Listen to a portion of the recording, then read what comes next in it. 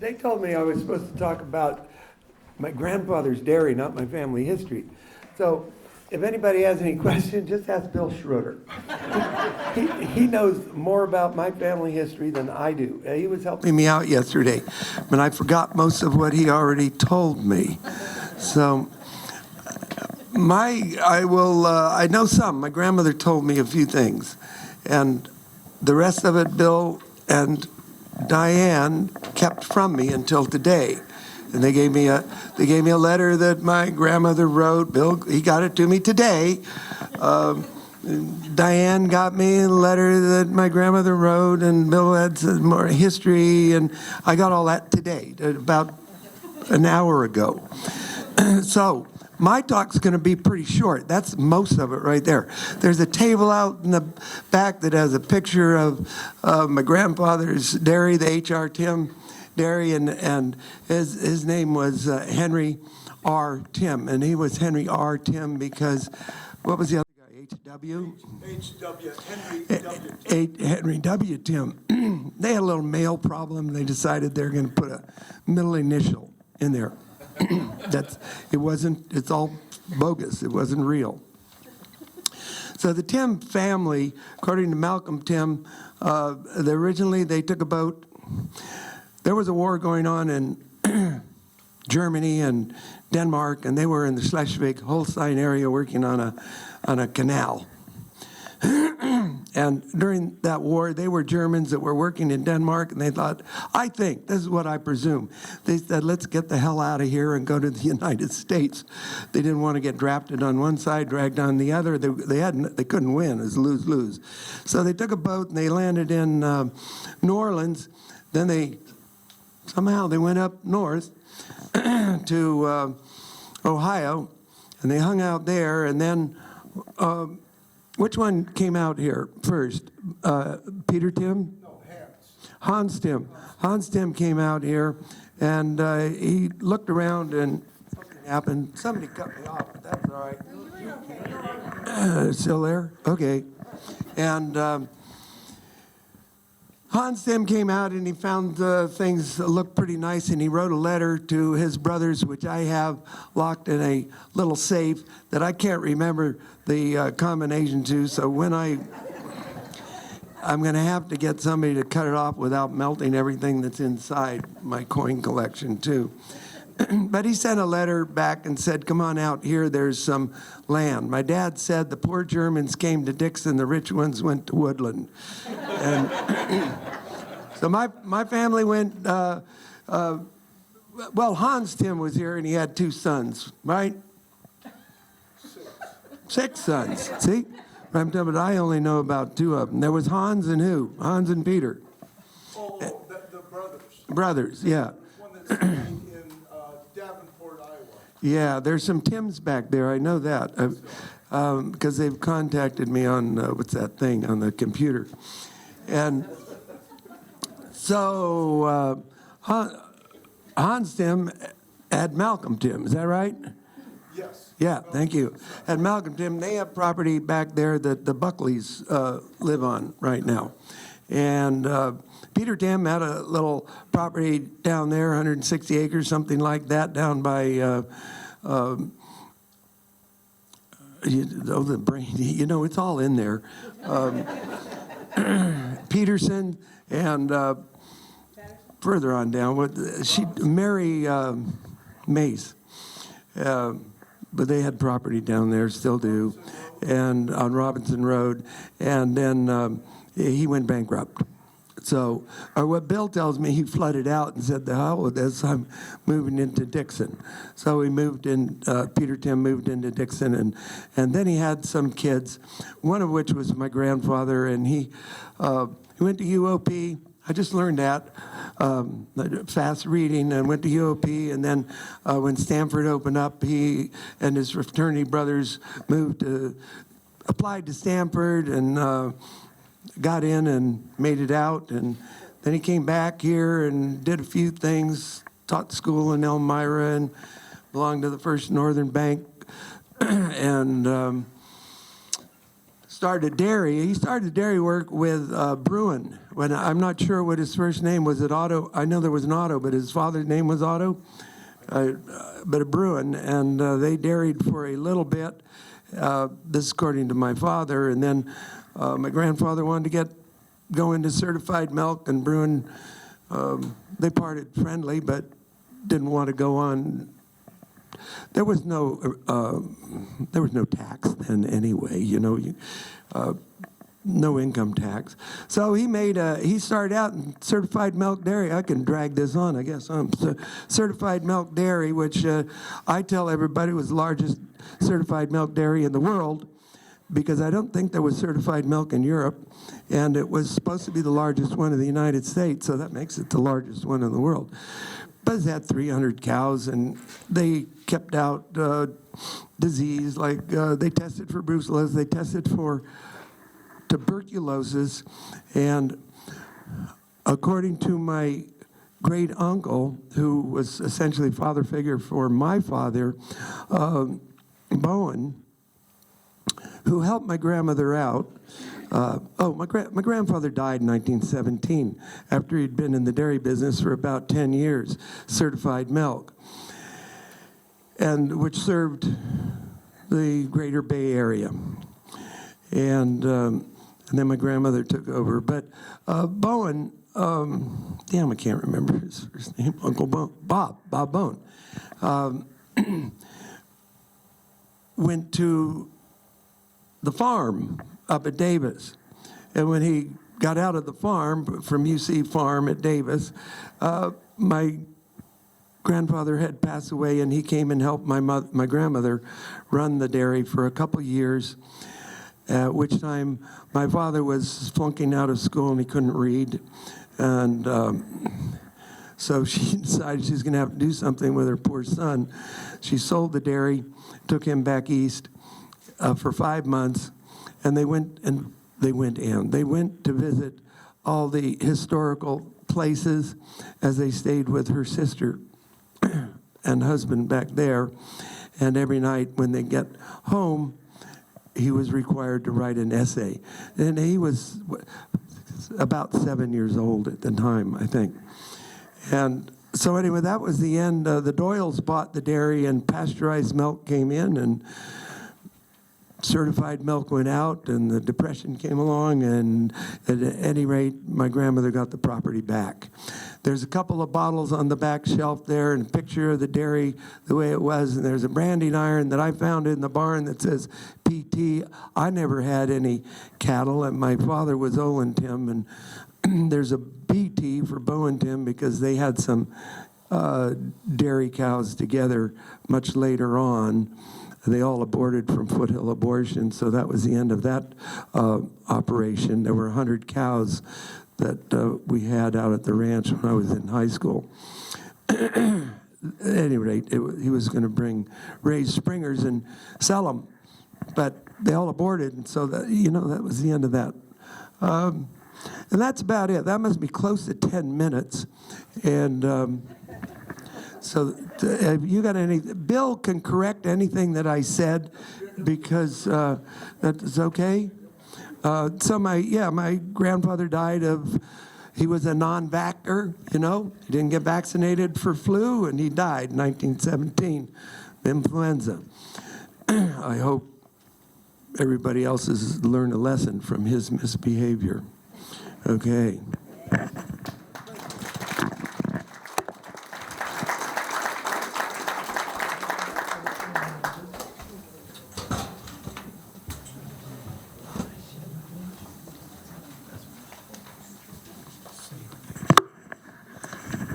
Hello, I'm Jeannie Vanetti. After going after Doc, I don't know if mine's going to be pretty boring, but I was raised on a dairy on Hackman Road, owned by my parents, Alex and Reva Vanetti. My dad had moved to Dixon when he was just a baby, and they moved from San Jose. My uncle, I remember them talking about Uncle John carrying him in a basket from San Jose on his lap. First, they lived on Sylvieville Road. And then later they moved over to Robin Road, which is now the Braun Ranch. And then I don't know what year my grandfather actually bought the property on Hackman Road. but my father was around 6 years old when they still lived on Robin, according to pictures I have. They bought the property from my grandfather on Hackman Road in about 1944. I don't know how many cattle they were raising at that time or milking, but at one point my father was milking 400 head, which we hired 2 milkers and an outside man, and then we had a man that used to come every winter and stay with us. His name was Ted, and he lived in the bunkhouse outside, but he ate all meals with us, and he was like a grandpa to us, because, oh, sorry. Anyway, we sold our milk to Crystal Cream and Butter Company, and we received a Dairy Merit of Award, and I still have that type of stuff hanging on my bedroom wall, so if you wanted to see my collection, you'd have to come to my bedroom, so. Peter, you've seen all this, so.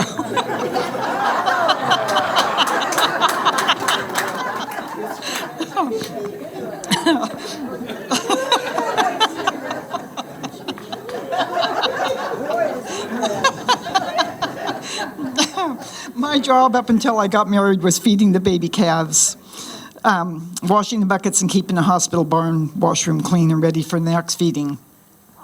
My father loved the cattle. He could give you the history of every cow in the herd. Although it was never my mother's dream, after my dad died in 1976, my mother continued operating the dairy for another 2 years. I still own my little ranch, but now the barns that once housed cattle house chickens, owned by the Vega Farms. And I have my goats and 1 sheep that escaped from Superior Packing. So,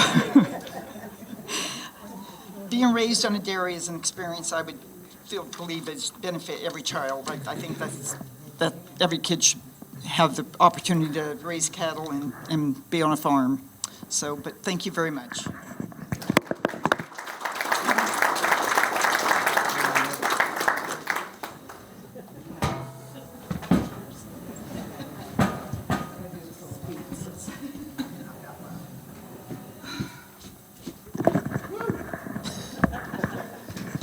Hi, I'm Kathy Hull Jones.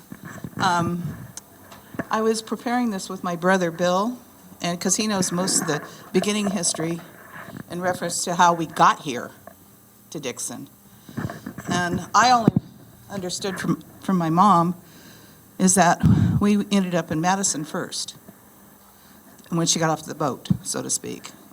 And then we had 25 men there, from what I understand, unless I've got that story wrong. And she didn't know how to cook when she got here. She was pregnant with me. And when she found out she had to feed all these men, it kind of really went, huh? So she learned the hard way to actually cook for 25 men. That's one story I know. The other is that after that, my dad ended up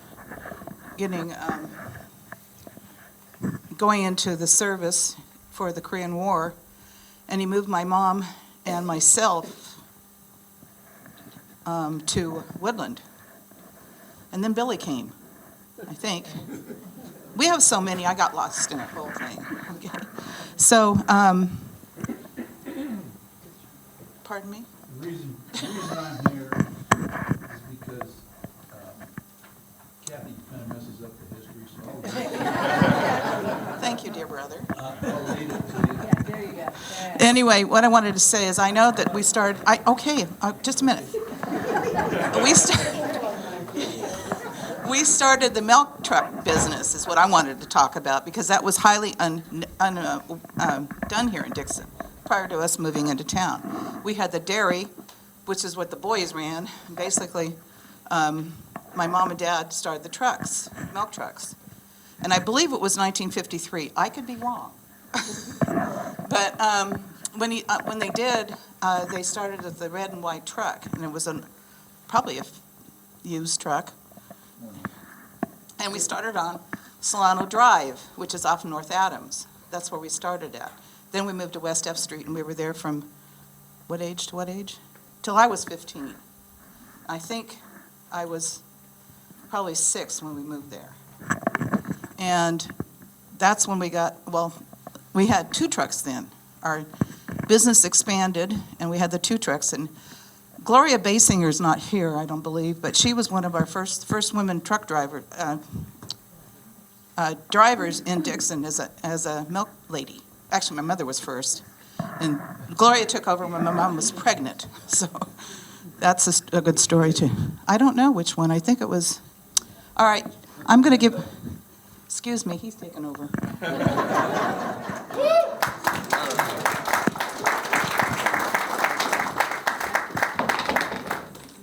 The reason I'm here is because I got a pretty good idea what the family history is. So anyway, I should get my glasses on first. No, anyway, I'm Bill Hall. Second one born there. Anyway, actually, the history goes back to New York and the East Coast, and they were there for about 5 or 6 generations. And then this Cyrus Hull was one of the youngest in his family, and he left New York and to go to Illinois, and he ended up marrying a girl in Chicago, and who was more. He wrote a letter to his brother, and that's where a lot of this history came from. Is he? Or she said that she was at one time was more afraid of a white man than an Indian. So she was there. This is 1820s, and he's a young man. Anyway, they go to Missouri, and from Missouri, in 1852, he takes the Oregon Trail to Portland or Forest Grove area in Oregon, and they came to California about the 1860s and settled in Chrome, California, which is up by just west of Orland. Telemachus, Cyrus' oldest son, ended up going into Garberville, closer to the coast, and his oldest son, Bill, moved to Hydesville, and they had a place on the Van Dusen River. My dad, as a young man, he was the oldest boy to Bill Hall, and his name was Edward Tell Hall. They shortened the Telemachus to Tell.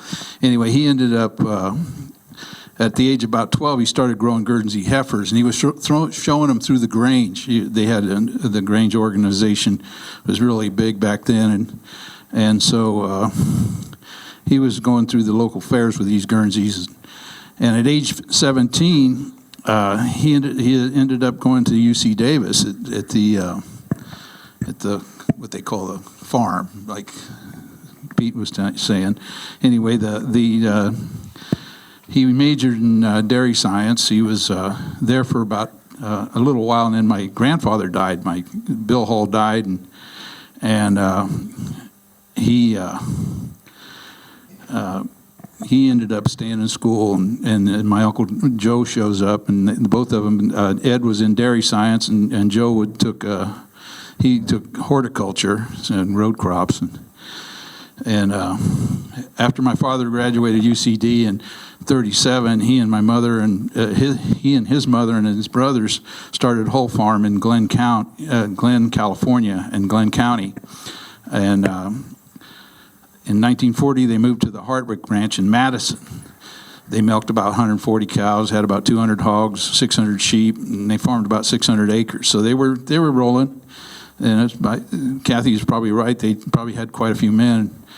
Anyway, the 42, the two brothers, younger than my dad, they joined the military and because of Pearl Harbor and all that. And anyway, since my grandfather died, and my dad being the oldest, he was at 17. When my grandfather died when my dad was 17, he stayed behind on the ranch and did the farming as the other two brothers went off to war. So after his brothers returned from war, story goes that they said, but we were getting our asses shot at. You were over here taking it easy. And he says, you think milking these cows and farming is easy? See you later. So he goes and joins the military. He gets in he got in the Army, and he's 29 years old. So he goes into the army, and he's stationed in Vienna, Austria. And supposedly, my mom was a streetcar conductor. She was 22 years old, and he's 30, or 29, 30. And said that she was a lot of red hair and skinny as a rail because she was starved through the war. So the two of them got together. Her name, Erika Gazella Schenkweiler.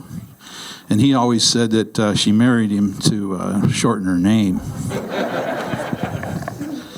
Anyway, they came to back to Madison, and Madison was a pretty small town back then. Anyway, it's over by Esparto, and they stayed in Dairies there until in '50. My dad was in the inactive reserve, and they called him up and go to Korea. So he ends up in Korea, and it's about the time I was born. I was born in '50, and so he's over in Korea, and my mom was in Woodland. She's living alone with 2 kids, and luckily she's pregnant with the third one, which means that when he has the third one born, he can come back. So he got back in '51 after Dave was born, and he was looking around for something, and my Uncle Joe he was living in Dixon at the time, and he said, give Dixon a try. So Uncle Joe was working for Spreckles Sugar. He was a field man for Spreckles. And my dad moved to Dixon, and so it was me, Kathy, and Dave, and by 1961 he had 4 more children, Linda, Chris, and Judy, and Jim. So, he was always willing to work, and he also kept busy at night, I guess. Anyway, his brother, so he started out on the Bernardo place. It's out here off by the Memorial Cemetery. He's over there, or they were over there, and they got the place, and they were raising jerseys and milking jerseys, and my dad eventually the well went dry, so they ended up on the Charlie Broughton place. I don't know if you know where that is. It's on Pitt School Road, and they dairied there for about a year, and then. He ended up moving to the Silva Oliveira Ranch, which is on Sylvieville Road, which is right across from the Sylvieville Christmas tree farm there. Anyway, let's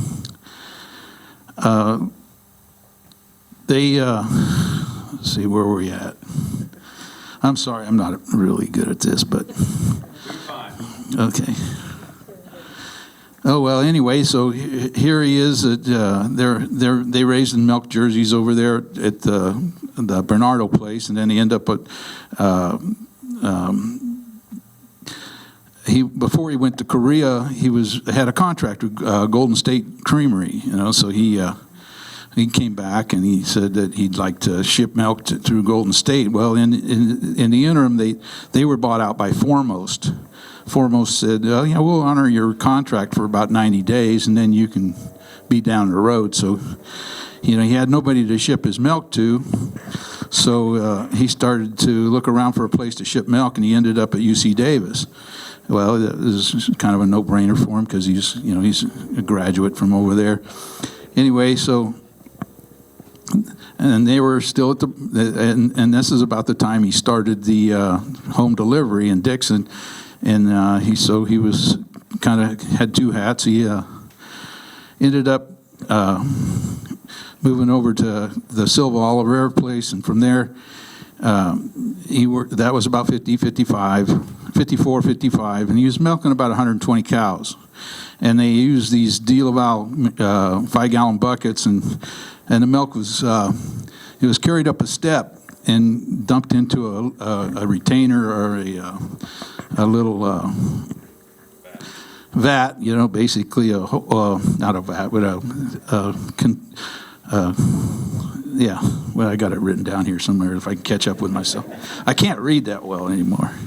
Anyway, it was a big holding tank, and then it would go down into a tray with a filter on it, and then it would drip from the bottom of this little tray onto a cooler, a refrigerated ice machine, and it would, stainless steel, and it would cool it, and then it would go into these 10-gallon cans. And so that was, anyway, that was the technology of the day. And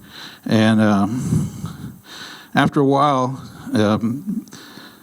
they were hauling, they had that, they had the same truck that they were delivering the milk in. They were hauling the milk cans, the 10-gallon milk cans, to UC Davis, and they'd do the bottling. Anyway, about 1960, he bought this Valco 950-gallon cold wall tank, which enables them to stop using the 10-gallon cans, and they started shipping milk in bulk, and milk, the tanker trucks, and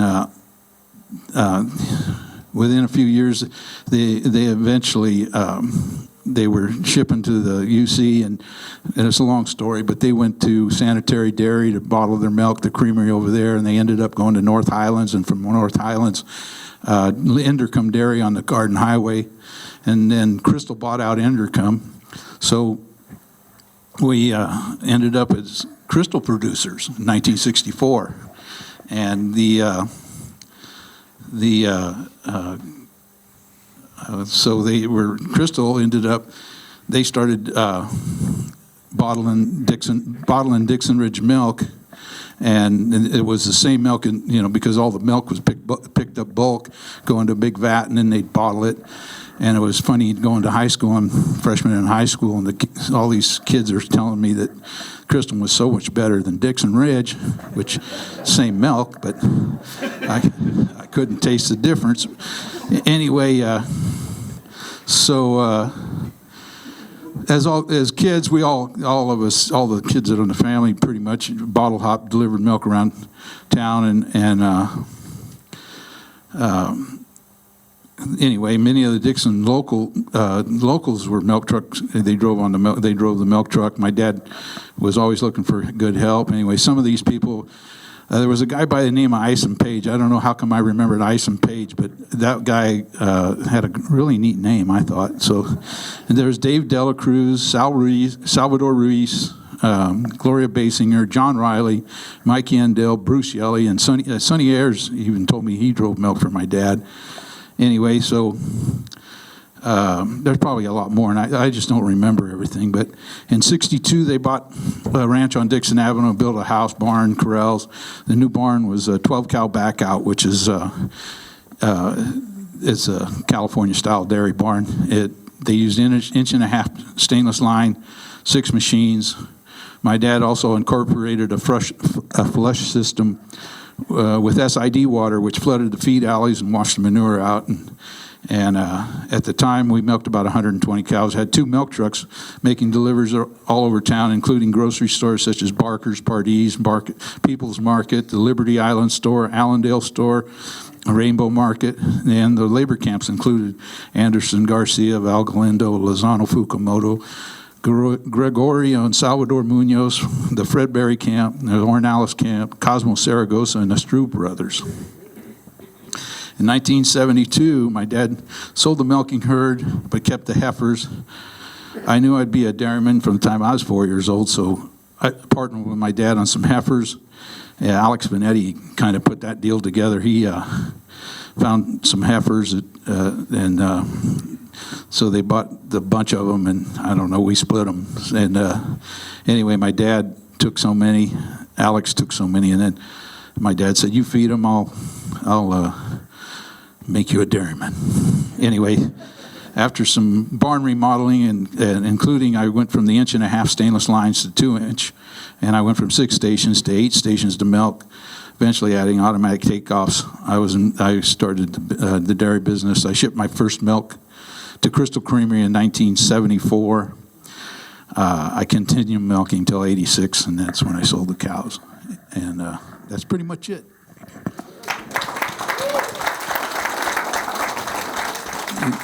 Yeah, there's a lot more to the dairy business, though. Here you go. Anybody else? Charlie? Or me? Stuart?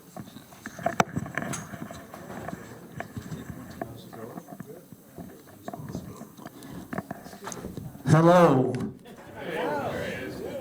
My name is Stuart Rao, and we've started dairying in Solano County in a sense, when two ladies whose family were exporters of fruit and vegetables from Hawaii, and they decided to come to California and start a dairy, of all things. And they made a thorough study of what they wanted to do, and my dad went to work for them, and they named their herd Innisfail Milk and Shorthorns.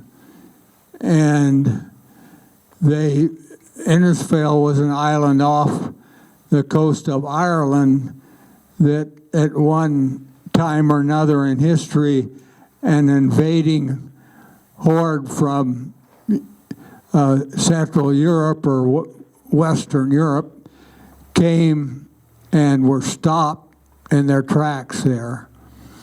And so Innisfail became synonymous with Isle of Destiny, and they started on Grizzly Island, which was going to be their own Isle of Destiny, so they called it Innisfail. My father went to work for them. He was born in Solano County in 1895.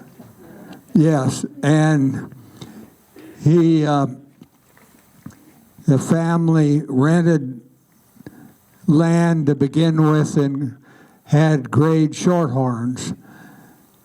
And they, among other things, they herded the animals up to the mountains out of Cape, where my brother Charles over there lives now, and pastured them there. And when they drove them home, they dropped off that year's group of calves in Woodland at the butcher there. Anyway, my father worked for them, but he was interrupted by two things. One was that they had to cross a ferry to get to mainland where there were any girls, and which pressed him a little bit. And he also was drafted into World War I. He went to Camp Lewis in Virginia eventually, and during the outbreak of flu, and he'd gone in with a bunch of farm boys from Dixon, and all of those farm boys survived, and they lost thousands of men. So we farm boys, are a tough lot. Anyway, he came back and he helped Innisfail, the women's show at the World's Fair that celebrated the end of the completion of the Panama Canal, a Pan American Exposition in 1915. And the women liked him very much, and decided that the ground they were on would be better for asparagus than dairy. And so they offered him a lease purchase on the herd. And my grandfather, uncle, and father had purchased ground on what is now Becker Road. At the time they called it Row Road because more activity because of the registered cattle and so forth took place there. But when they studied it, and the Beckers have been there much longer than we have. But anyway, the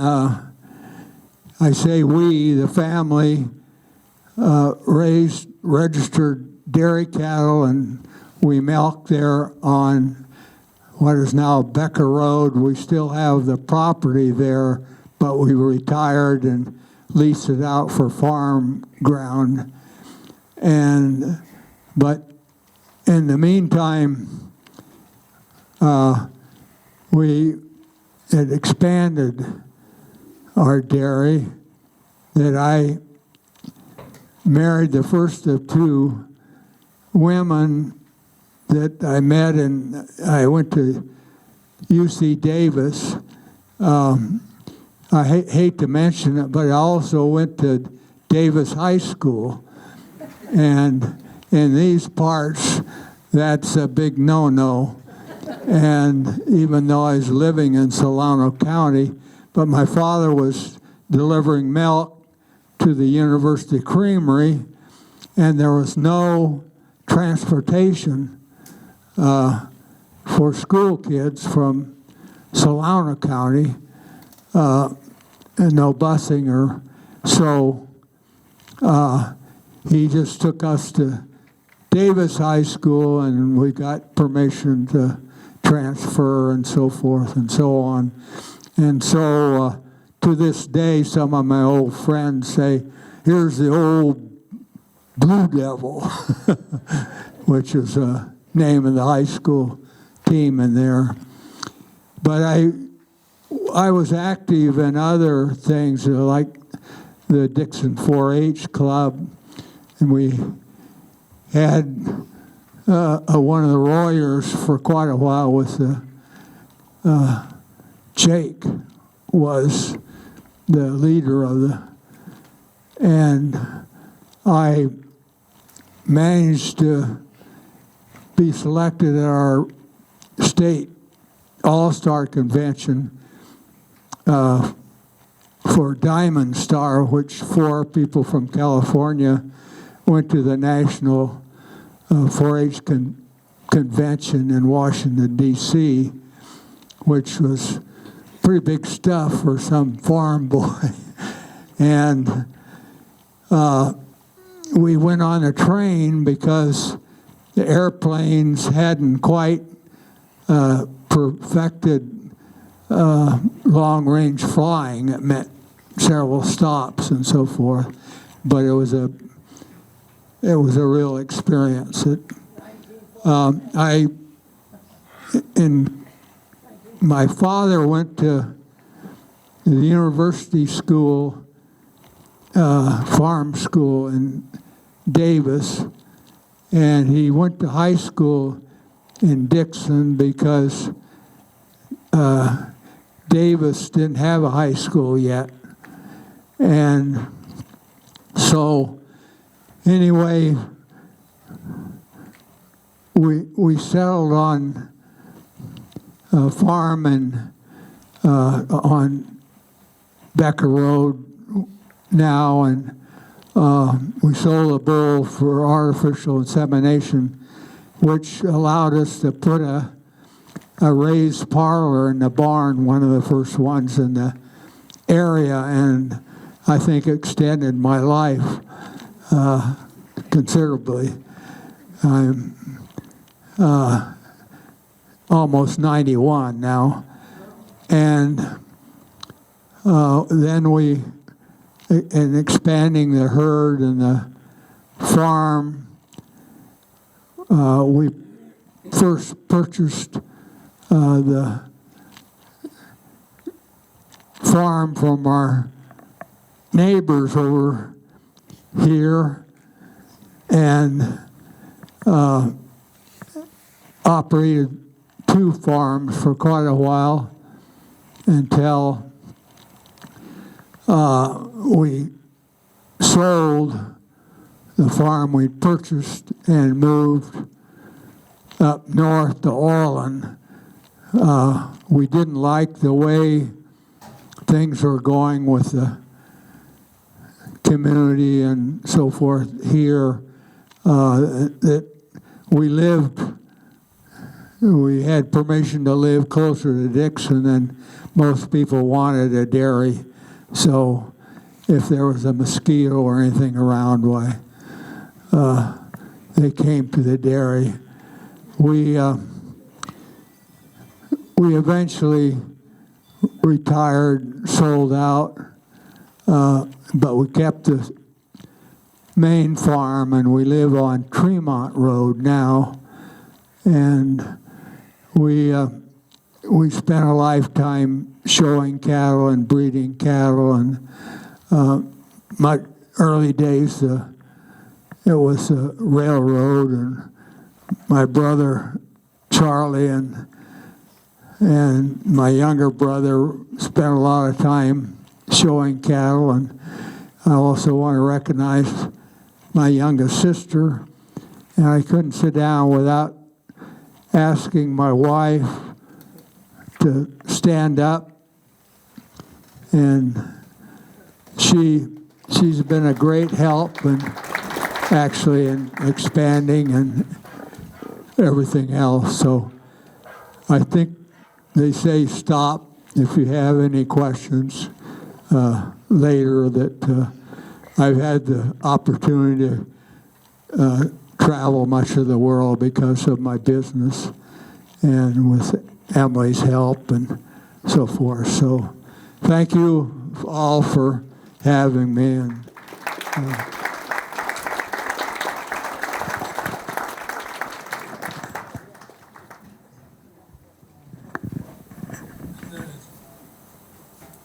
third out of 6 kids.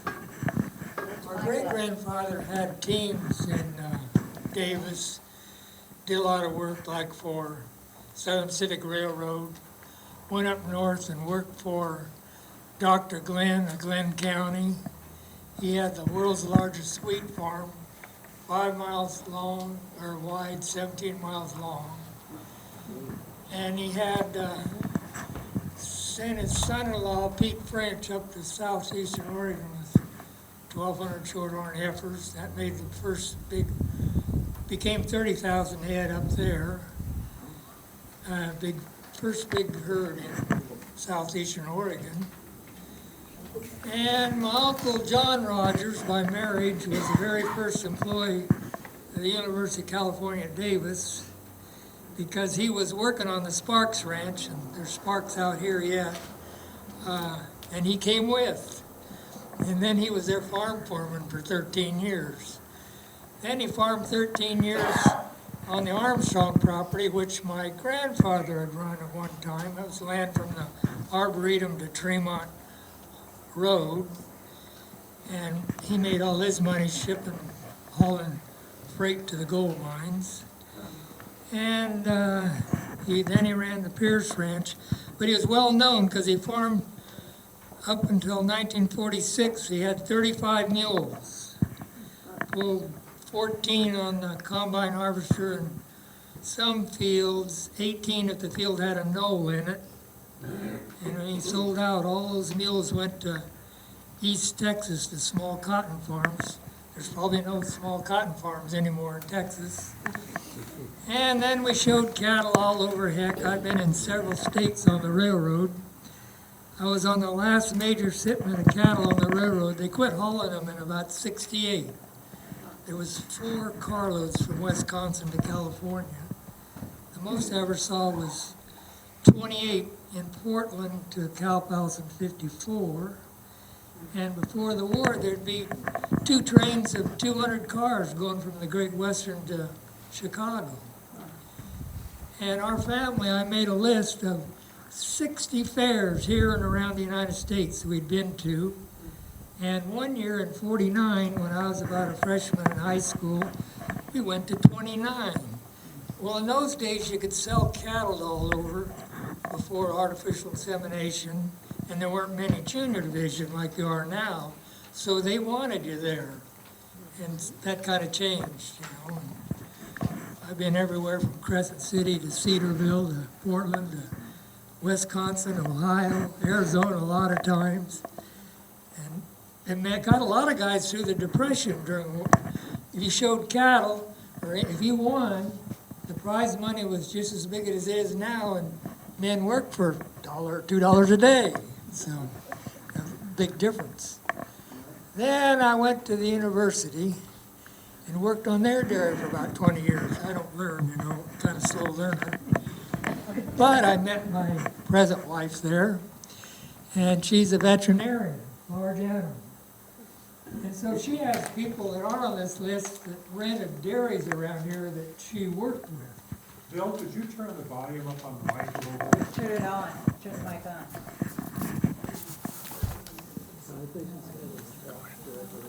Okay?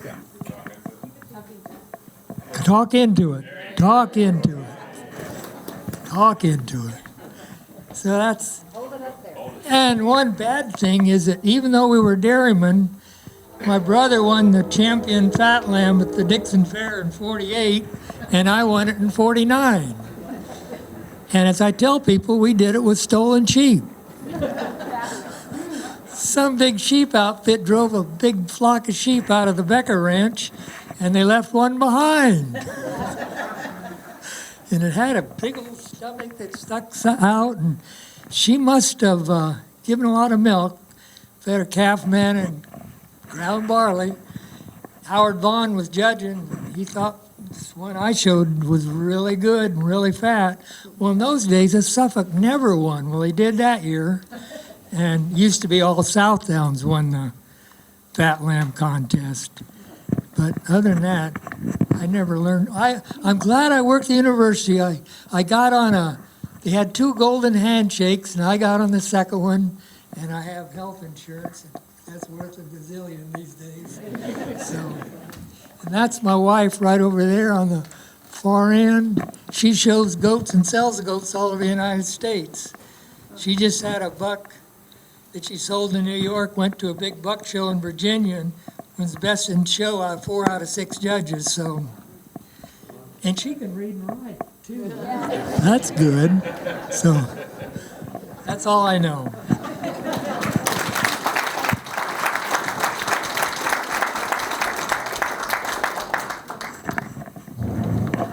Hello, everybody.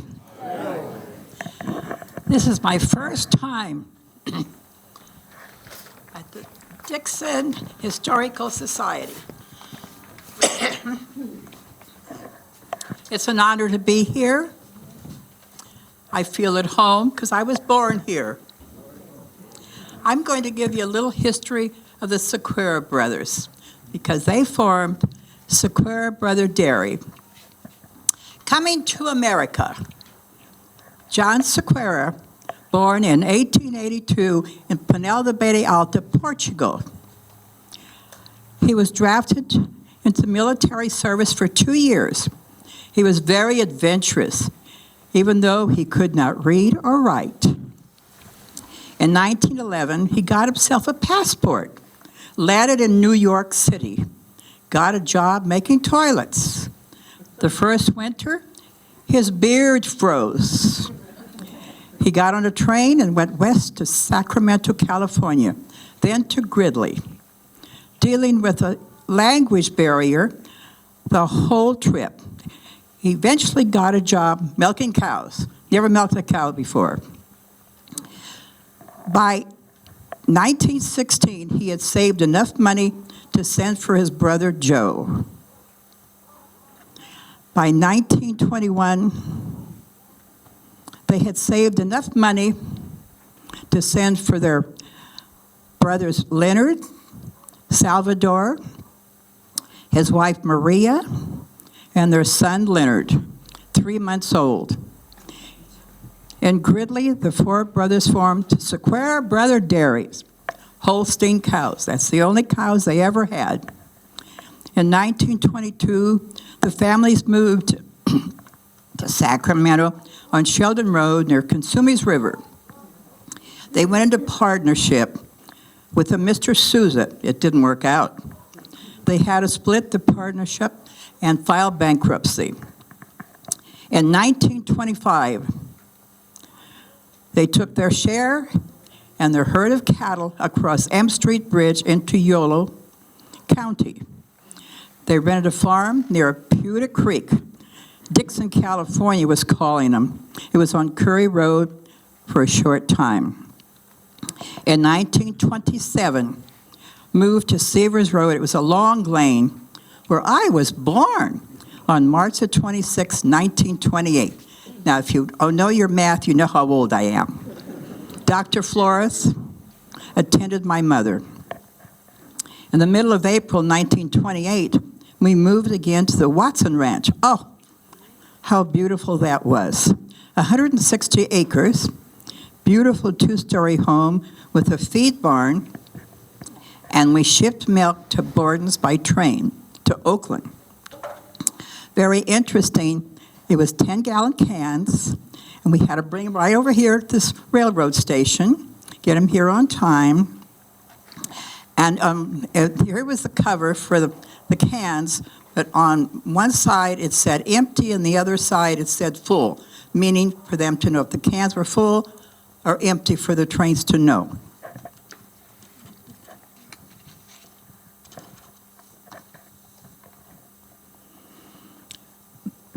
Excuse me. In November 1931, my father, Salvador, contacted double pneumonia and died November the 26th in peace.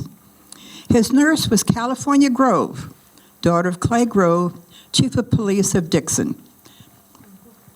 His brother Leonard promised my father that Maria, my brother, and I would be taken care of. 2 weeks later, Uncle Joe died from double pneumonia. It was a very sad time for the Sequeira family. In 1932, we couldn't afford Watson Ranch. My Uncle Leonard started looking for property to buy. Uncle Leonard was a good farmer and smart, too. In 1922, he had gone to Lisbon School when they lived on Sheldon Road. Can you imagine an 18 going to grammar school? I still have the Valentines that the kids gave him. Touched my heart. He found property on Pedrick Road, 40 miles, 1 mile east and 1 mile north. Uncle Leonard went to the bank president, First Northern Bank, Mr. Angus Madden, to buy the farm. Didn't have any collateral, just a handshake. The loan was given. The property was purchased from Hans and Thelma Thompson, the state. The farm had a milk barn, a hay barn, a silo, and the house, which were 2 shacks put together. It was home. Our milk product was shipped to Golden State and Crystal Creamery. Between 1932 and 1937, the property to the north of Sequeiras became available, another 40 acres. Mrs. Alameda, a good friend, lent us some money. We were blessed. Farming life is hard work. We had alfalfa, corn, oats for the cows, which were 100 beautiful Holstein cows. Their faces and eyes warmed your hearts. Uncle Leonard and John gave their lives for us. I'm eternally grateful for their love. There were many Portuguese dairy farmers who were good friends and very supportive of each other. Leonard was in partnership with Uncle Leonard. When Uncle Leonard died, my brother Leonard took on the farm until he retired. In 1985, the Rao brothers bought the property. The family history. My mother, Maria Sequeira, died in Portugal in 52. John Sequeira died in 62. Uncle Leonard died in 67. And my brother Leonard died in 1999. Thank you so much. This has been a pleasure, and I feel so honored to meet all these people. And I have a schoolmate. Would she please stand up? Edna.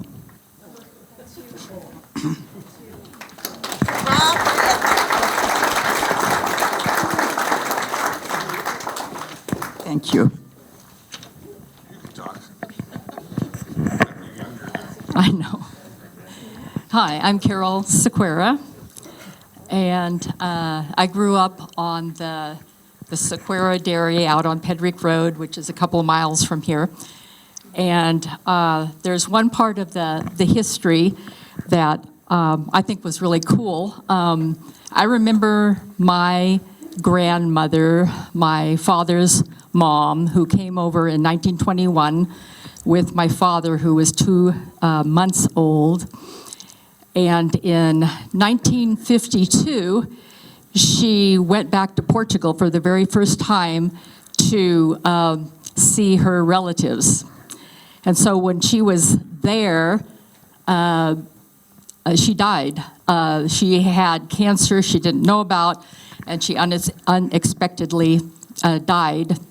And when she went back there in 1952, she took with her a family picture, which I'll put back on the display table back there when I'm done. But there's my grandmother right there. Well, when she died, this picture was just left there. So after several people in our family died, and Aunt Marie and her husband, I don't know if it was by yourself or with Uncle Al, but they went to Portugal to visit relatives also. And she went to the house of a 4th cousin that you had never met at that time, right? And on the wall of that house was this picture. The people, our relatives, had put it up there knowing that it was important. It was probably relatives in the picture, but they didn't know who they were. So Aunt Marie says, oh, that's my mom, that's my brother, that's me. And then there's my mom and my sister and my brother, and so on. And so, the picture was gone from 1952 to 1970 something. 1999? Okay. So, anyway, it's just amazing. So that's just one thing I wanted to say.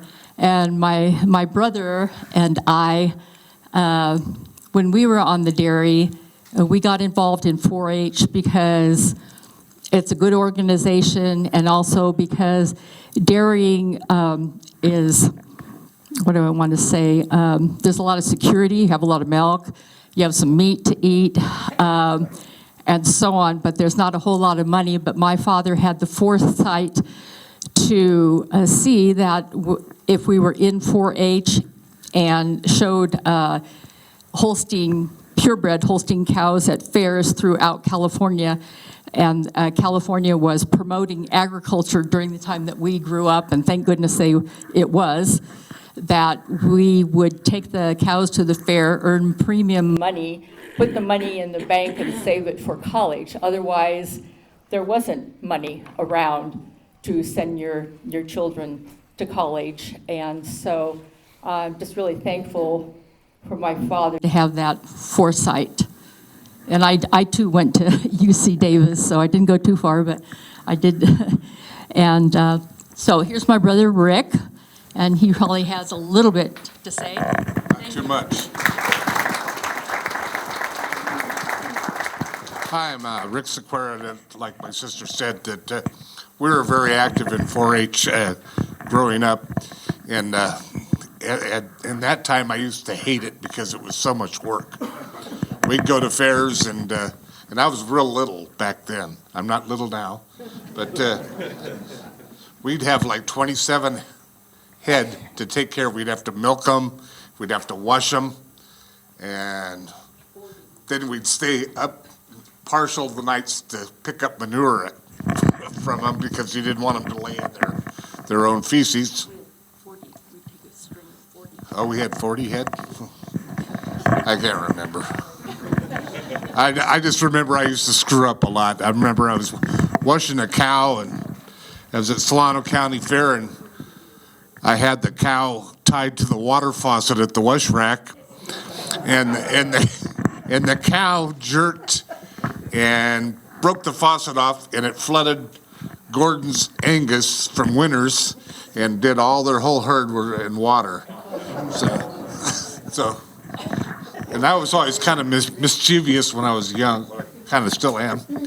And Diane talked about coming to our place for, sleepovers. And I remember one time, and we always had a lot of oat hay in one barn, and it just promoted a lot of field mice. So my sister, Pat, was going to have a hayride, so they all had in the truck, but I managed to get a bag full of mice and put them in the truck. And all the guys appreciated that because all guys, the women were hanging on the guys.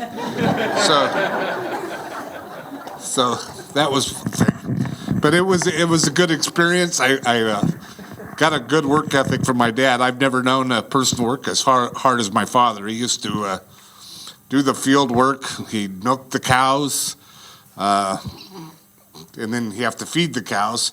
And as I got older, I used to have to do all that stuff myself. I used to stack hay every summer. I'd put 700 tons of hay in the barn. I remember I'd bring my friends home from college and try to get them, and each one of them would last about a week, and that was the end of them.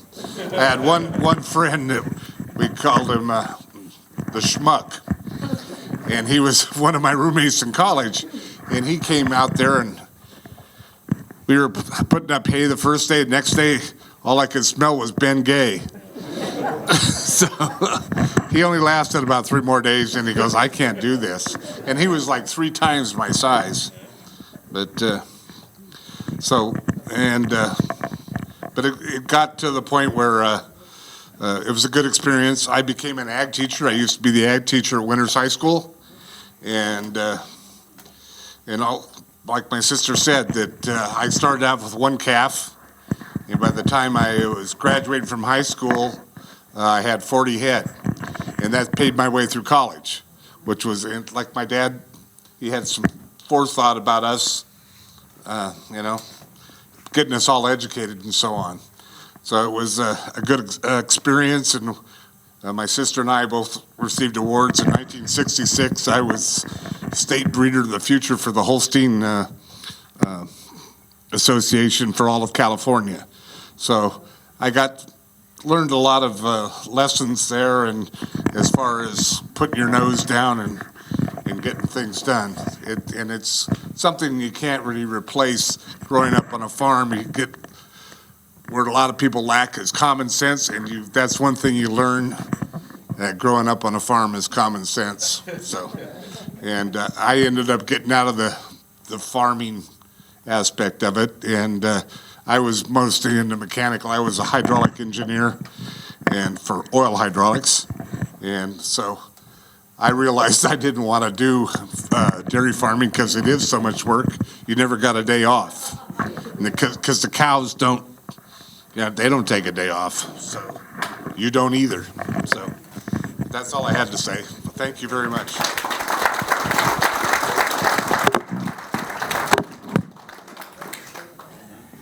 Yeah. Oh yeah. Both of them were dairy princess. You can talk about it. She's the next dairy princess. I've never met her. I'm going to tell you about our wonderful sister. She was the oldest one. Her name is Patty, and she passed away in 2014. And we had a family, we were the Mutt and Jeff. She was, I don't know which one is called Mutt and which one is called Jeff, but I was a short one. And she was 5'10".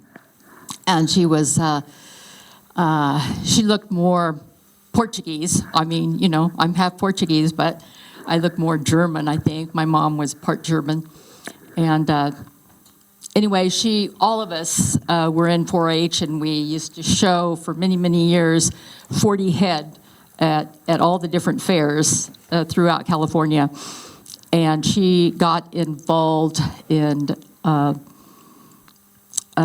other aspects of the dairying business. And if you're a girl and you can participate in things like Dairy Princess, California Dairy Princess, and so on.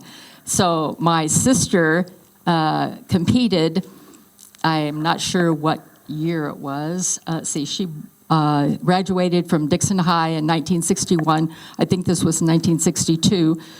And she competed in the 3rd district. Just our area is the 3rd district, and I don't know exactly what that entails, but she was nominated for the 3rd district Dairy Princess in 1962, which gave her the ability to go to different places and represent the dairy industry, and then to compete in the state competition for California Dairy Princess. But she was not chosen, but she had a good time and some extra new dresses. So, and she was a great person, very loving and affectionate, good sense of humor. And yeah, as Diane, who was one of my sister's best friends, probably remembers my sister mostly as just being very sociable and very, it just made you feel very special. And we miss her a lot, but we're sure glad she was our big sister. Oh, yeah. And there's a picture in the back of Patty with her crown and her sash when she was the 3rd District Dairy Princess on that table back there. And there's also a picture of me. I had to bring this one picture because how many of you have ever gotten licked by a cow? Okay, you got licked by a cow. So if someone asked you, this is what I always tell people because they ask me, what does it feel like to be licked by a cow? Well, I have a picture back there that kind of shows you my brother's cow. I was holding it for some reason, and a photographer from the Sacramento Bee came over, and he must have been following me around or something because you can't stage this. Okay, his cow named Heather licked me on my neck, like, ugh. And it feels like wet sandpaper is what it feels like. So anyway, there's a picture back there if you want to see the expression on my face. Thank you.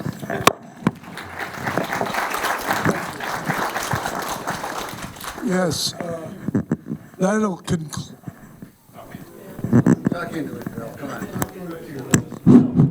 Yes. Oh, okay. We're going to have a question period right now. Does anybody have any questions for any of the dairymen? Okay, Robert? I would like to commend the Rao brothers for withholding their Portuguese milking jokes that I heard for many years. Okay, thank you, Robert. Thank you. Any other comments? Yes, Margaret. I would like to mention what I've heard from the Sequeira family. Yes. This is Margaret Kilkenny. That's right. Now, Marie went to, and we all the Sequeiras and I were all in the same class, and we went to high school together, and I've heard different stories. Marie mentioned, was in this class as my sister, my Aunt Patty Kilmartin. And Marie told me that she walked to school from her house on Petrick Road to Dixon High School. And my Aunt Patty walked from her house, which was out on Valley Glen. She walked from her house to Dixon High School. And I have enjoyed all the stories that I've heard from all the family and all the family. Bill's sister, Eloise, was in our class, the same class as Carol, and we always shared a lot. We always had a lot of fun. They always took the bus. They would come in by the bus. We would have classes after school was out. They'd get on the bus and go back to home. And I'm glad to see Marie again today. Thank you. Thank you, Margaret. Are there any other, oh, yes, Wendy? Lauren mentioned something to me the other day, I don't think it came up today, about how much milk Dixon supplied to the Bay Area. The Tim Dairy, way back when, I forget, it's in the records I gave you, Peter, that you haven't read yet. Okay. Peter, it took me 4 hours last night on the computer to get that out of the public library's website, and I get blamed for not giving it to them earlier. Go ahead. Hey, Gil Dairy shipped to the Bay Area, because I remember being in Yes. the car. Oh, yeah, we're talking about the dairy. The milk farm was started in 1941, and the Gill Dairy was the one that shipped their dairy products there. I often wondered who built that dairy. Was it 1920 investors? Because Gill's came from Humboldt County. That'd be something good to Fulmore was a brother-in-law, and he came from correct. Humboldt County. Yeah, Jim Fulmore was the brother-in-law, yes. Okay, thank you. Other than that, when we drove cattle to the Cape Bay, he said it was a 3-day trip to Rumsey. And those cattle stayed there all winter then. Okay. And then in 1923, my dad was milking cows by hand. PG&E put a line out there, and all the neighbors were very happy. They got electricity in 1923. Yeah, okay. Something else that wasn't mentioned, and the milk farm, was started in 1941, and it closed in 1986. But they were known throughout the United States as a place where you could go and drink all the milk you could for 10 cents all day. So it was 10 cents, all the milk you could drink. And they still had the records out there up until they closed. Any more? Yes, Jess? I wanted to give you my opinion on how we got 63 dairies in Dixon. Dairies were also, a lot of farms had small dairies. 20 cows, one man could milk 20 cows a day by hand. And so the dairies were 20 cow dairies, 40 cow dairies, 60 cow dairies. My dad had a dairy, and I remember about this. We sold our milk to the U.S. Army during World War II. And it was a grade B dairy, but the Army came out, they needed the milk, and so they authorized us to deliver as a grade A dairy. And we did that, and there's a lot of other things involved with it. We could hardly ever get hired men. If we did, they were from Oklahoma or Arkansas, and that's an interesting thing too. They shut down the dairy in 1949 and bought the ranch where we are now. But we kept some cows. And I milked 2 cows until I got out of high school. And when I left, so did the cows. But all those times, I was raising bummer calves, 2 at a time. I started them off, they were a week old, and I raised them up, and then we started half and half powdered milk and milk from the cows. And then pretty soon they were on all powdered milk, and then rolled barley, and then here come 2 more calves. So I had calves strung out all kinds of ages. At some point, they sold them. Now, nobody ever talked about paying me for anything. But when I got to college, there were $10,000 in a savings account for me from those calves. And that stood me pretty well for a lot of years. That was kind of sacred money. You didn't use it just because you... Correct, that was your education. Can you tell folks what a bummer calf is if they don't know? Oh, I think everybody here knows what a bummer calf is. When the dairies were always having calves all the time. And predominantly they kept the heifers and they took the bull calves to the sale yard, and that's what we were buying. And that went every week, so the calves were quite young when we got them. Okay, thank you, Jess. Yes, Fred? I got a question for Jess. Where was your dairy located when you were operating? It was at the McEwen Ranch. Yeah. Off of Cedars Road. Yeah. It's on Garnet Lane. When did your dad start that? Well, I was born in 42, and it was always there as long as I can remember. And he shut it down when I was 7. So. Yeah. It was there when I was born in 39. Yeah. It was on Garnet Lane off of Severs is where the ranch was. Okay, any more questions? There were a lot of dairies like that. Yes. I was just wondering, I heard about the Holstein cattle, but what other breeds of cattle do we have here? Well, what people don't realize, until 1895, there was more shorthorn milk cows than any other breed, because they were the pioneers, beef, milk, and ox. And all the early logging pictures are shorthorn oxen up in Amador County.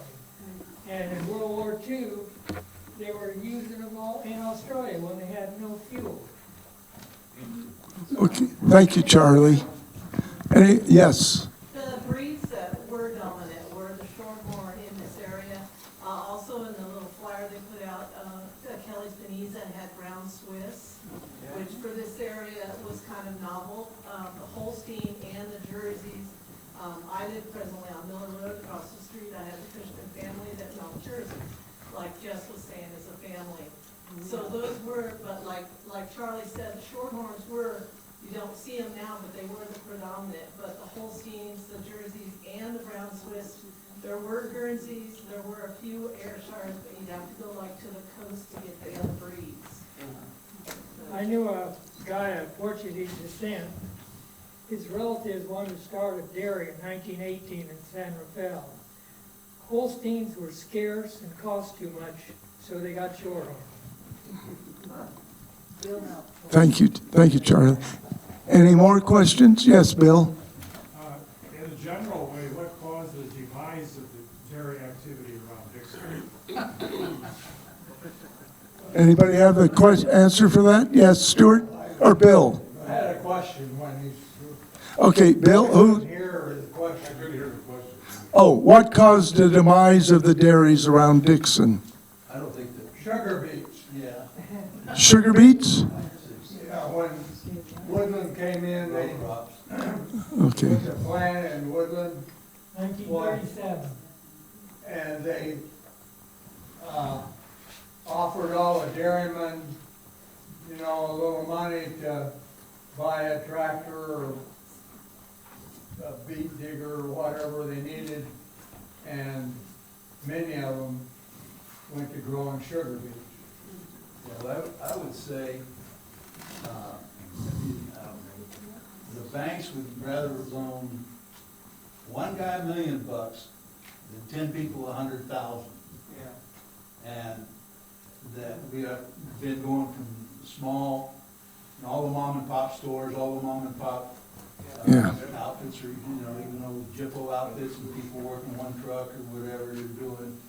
A lot of, like, 20 cow dairies, like they said, guy had 20 acres and 6 kids and gave them something to do, 20, 40 acres. Keep them out of trouble. And then you get behind on the raising your kids because they eat so much. Borrowing money, on the land or whatever. And I thought, it's hard to, the dairy business didn't matter. Agriculture basically is 6% profit margin is pretty good. Yeah, your return. You were an ag teacher.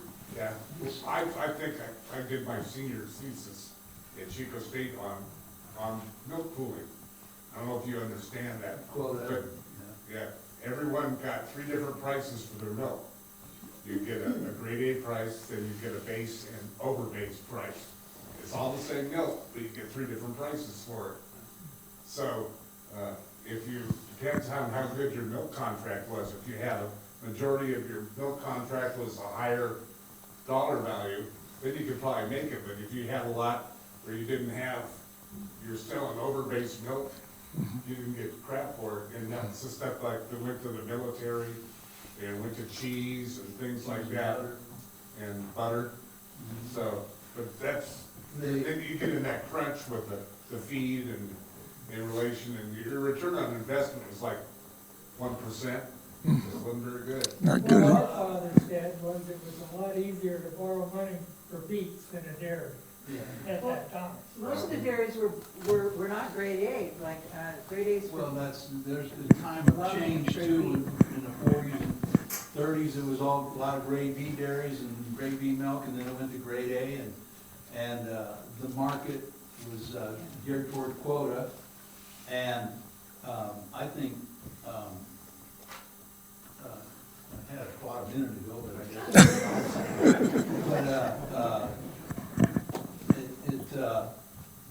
The cow numbers never changed, I don't think. We got one cow herd out here with 6,000 cows. Well, hell, that was more cows than we had in this area. Oh, yeah. So. Altogether. So the cow numbers, I don't think changed. It's a matter of how many dairymen changed. From the 30s and 40s when we had 20 cows on a dairy and families all over. I remember selling drop calves or bummer calves to Tony Cardoza and Frank Lewis, Joe Greco. My dad, I don't know, was a 6, 7-year-old kid, and he'd say, go take care of them. And the price was $5. And so they would always try to dicker with me, and they wanted it for $4.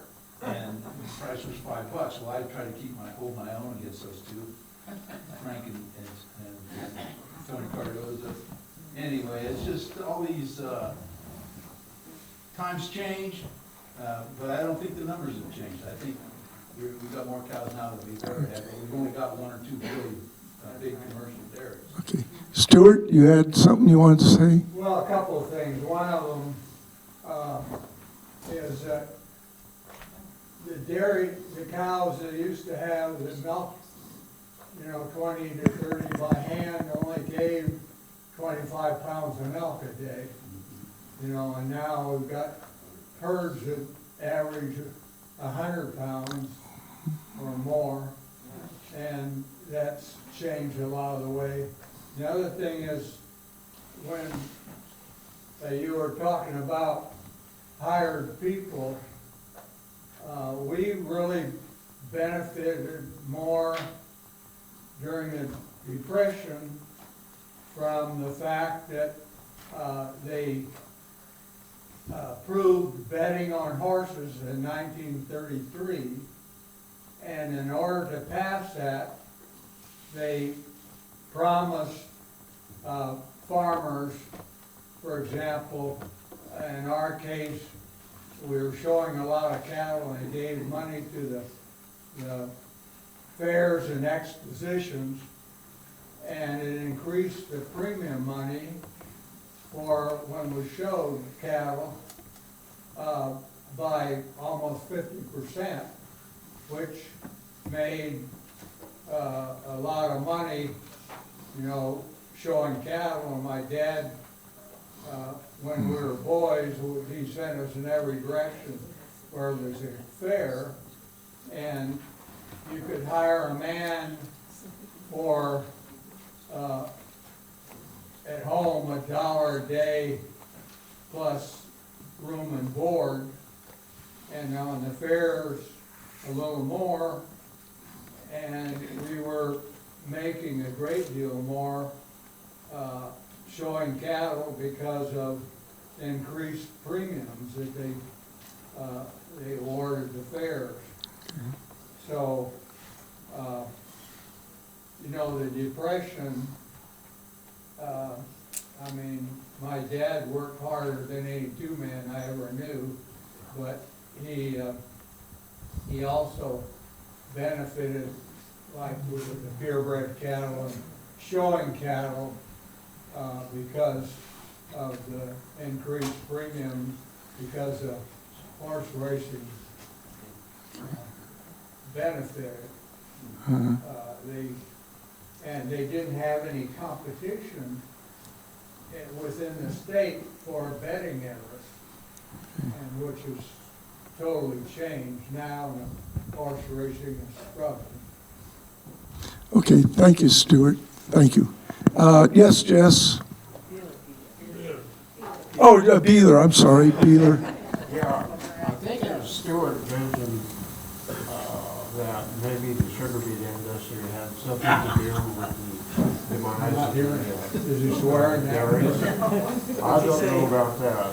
I don't know what the arrangement was, but when there's a lot of sugar beets grown in the area, and Sprinkles was processing up in their plant in Woodland. Ayler, can you put the mic on it so this you can hear what you're saying since you're... Do I need to start over again? Okay, very briefly, Stuart mentioned, I think, that the sugar beet industry may have had something to do with the demise of the dairies, and I said, I don't know about that.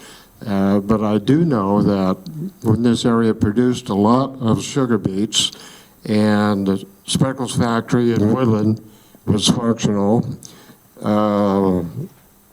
my dad, and no doubt some others, had some kind of arrangement with them. The beet pulp left over,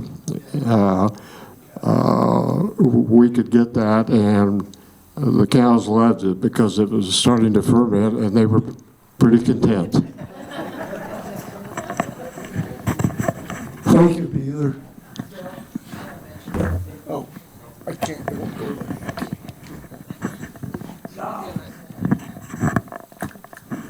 I'm sorry, I needed to say this because it was really special way back then, but my sister Judy was California Dairy Princess.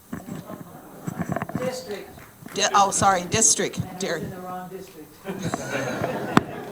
That's another story. Okay, thank you, everybody. We're going to adjourn.